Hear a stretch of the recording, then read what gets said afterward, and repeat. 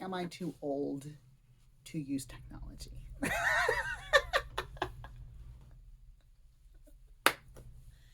Hello, welcome to Keep Effing Writing. I'm Kris Ripper, and I just recorded a good minute and a half of this video without hitting record. That's where I am today with my brain. So this is a little video about how to get back on the horse once you have fallen off the horse. The horse has gone on and you are way back there in the dust, covered in grime, and there's no way that it seems at all reasonable that you will be able to get back on that horse. That's what we're talking about today. Hi. If you were to interpret this video as a little pep talk to myself, if you were to say, imagine that it was me way back over there, covered in grime, looking at a distant horse running away from me very quickly, going, that's never going to happen, you would be correct. The horse in this case is the book that I intended to write last month, which I did not write. One of the very odd things to me about getting a little bit older and hopefully a little bit wiser is that I can acknowledge that was the correct decision. 5 years ago, I would have pushed through and forced myself to write that book, and I would have hated writing it, and it would probably be a decent book. I'd have a draft now. And that would have felt like the right decision. I think the worst thing is I wouldn't regret having done that. And now, with the benefit of a few more years of therapy, genuinely, I recognize that it was the right decision to be like, I am feeling very burnt out. I'm going to put this aside for right now and focus on this other thing that also has to be done and actually has to be done faster. Correct decision. Do I feel good about it? No. No, I don't. Because in an alternate universe, I would have a book right now. Would I be completely having a nervous breakdown? Possibly. Would I have had any sleep in the last month? I don't know, maybe a little. Would I have any clean dishes? Absolutely not, 100% no. But I'd have a book. So it's definitely one of those with great power? With great power comes great responsibility. Just because you can doesn't mean you should, kind of a thing. It isn't good for me to do that, and yet the temptation is always there, like so many temptations. So in any event, all of that aside, got to get back on the horse. There's a great Dorothy Parker line, I think it's Dorothy Parker, where she says, I don't love writing, but I love having written. Excuse me while I just make sure that that is correct. She says, I hate writing, but I love having written. I usually do not feel that way. Generally, I actually quite enjoy the process of writing, which is super lucky. It's like how I enjoy cleaning. It's just one of those weird little quirks of my particular personality, and it just happens to come in quite handy. But right now, I've taken on a historical novel with some paranormal elements. And I don't know what I'm doing. So I really should have gone either not historical or historical and completely paranormal, or, I should have done something to make this easier on myself instead of having to, if you go a little bit alternate universe, you can kind of be like, well, maybe in this universe that word was in common usage in 1920. You don't know. It's my world. I made it. So what I am encountering, and this is fairly typical for me writing historical because I don't write historical that often, and this feels like it's only 100 years ago, but it's still historical, and I still don't know what the fuck I'm doing. I write 3 sentences and then I use a word, and then I gotta Google whether that word works or not. And yes, you can just make lots and lots of notes to yourself, but it's lots and lots of notes. I'm not going to go through every 3 sentences and Google things all in one block. That's not going to be a better use of my time. That's going to make me want to kill people. So I just have to write this book. I just have to get back on the horse, right? It threw me off. It left me in the dust. but I can kind of see it over like eating some grass. And if you've ever tried to tame a wild horse in Red Dead Redemption 2, you know there's kind of a knack to it. So let's talk about a couple of tips that can make your particular horse taming, as long as it's not in Red Dead, because I still haven't figured out how to do that yet. I mean, I've gotten really close, but I always end up getting thrown off. Anyway, let's talk about a couple of things that can make getting back on the horse a little bit easier. One, short sprints. I fucking love a short sprint. The trick with a short sprint is you have to do more than one a day. 1 5-minute sprint a day. It's going to take you a very long time to write a book. Even if you type very fast, and even if the whole book is living in your head ready to be transcribed, it's going to take you a while. So you're going to want to have multiple times when you can do sprints. For me, this works best if I can like surprise myself.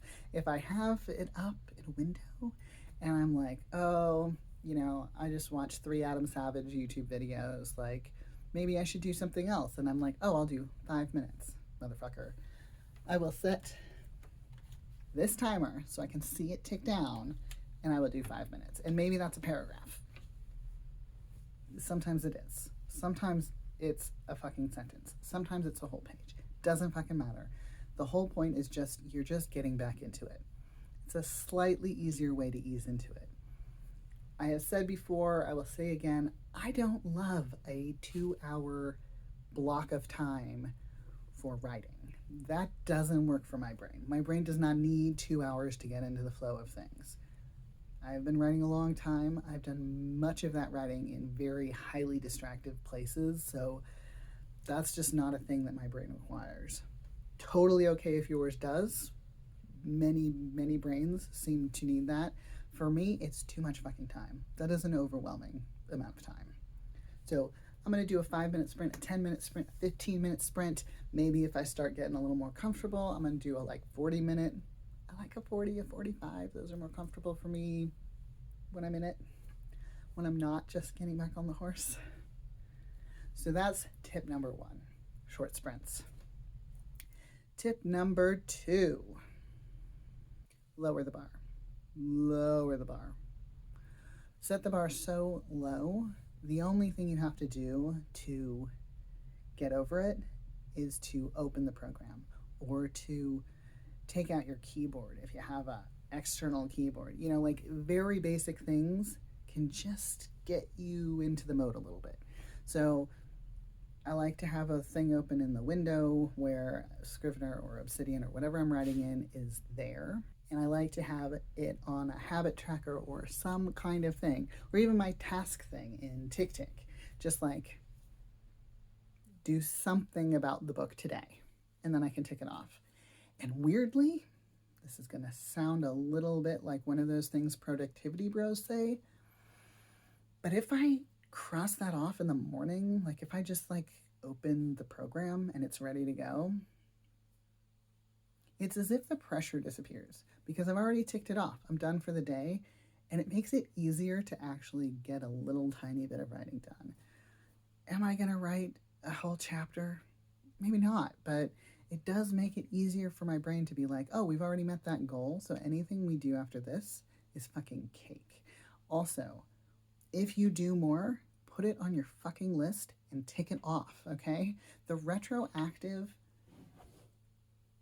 crossed off task is so real, especially for those of us who struggle with not feeling like we're ever getting anything done. 100%, I should do a whole video on this because I'm a deep believer. 100% write down the things you've already done and cross them off. If nothing else, it gives you a record so that 3 days from now when you're like, I've done nothing fucking all week, what is wrong with me? You can look at that and see that you have done things all week. I actually got into that when I was working a terrible nonprofit job because nothing ever got done. But I could look and say okay, I have done things. The bigger picture is never getting done, but I have done my part, so that's okay. It works really well if you're self-employed. It works really well if you're doing a hobby on the side of a day job because it just gives you some way to remind your brain, you're doing the thing that you care about. And tip 3, third tip, gonna be a quickie. Sprint with other people. Arrange a co-working session. I think they call it body mirroring, but I find that term A, creepy, B, very sci-fi, and C, not at all descriptive of the thing. I'm not mirroring you if you're a different person. I don't understand it. But anyway, whatever you want to call it, set up a time and a space. Coffee shop, fine, not for me, but for you. I do it all online. You got the Zoom, you got the Google Meet, you got the Discord, you got, what is the thing that I just started using that I forget now? Anyway, I'll put it in the link if I remember. But there's a lot of different ways of doing this. You can probably just do it on fucking Facebook Messenger if you want. There's so many different ways of doing it where you just say to someone else who is also trying to get anything done, doesn't have to be the same thing, can be anything, like, can you meet up with me for an hour and we can both do that thing? Super easy, super straightforward. There are definitely places where you can find other people doing this. You can hit me up if you want. Like, there are a lot of different ways of doing that. And I don't even always do it, like I have friends who work from home who are just perfectly happy to put on their phone and like have a fucking Google Meet happening so that I feel like I am working with someone. So those are my 3 tips on getting back on the horse, restarting that project you were excited about, and then fell flat on. Maybe that's just me. So yeah, hopefully by the time I make another video, I will have more than 2.5 chapters of this book written. We will see. All right, that's it. Thanks so much for watching. You can find me on krisripper.com. You can find me on Patreon at patreon.com/krisripper. You can find me on Facebook at The Irregulars. I just bungled my whole outro. You can find me on Facebook at The Irregulars, krisripper.com/irregulars. But definitely hit up the Patreon. You can join for free and hang out. You don't have to pay anything, and it's a lot of fun. Okay, that's it. Thanks for watching. Bye.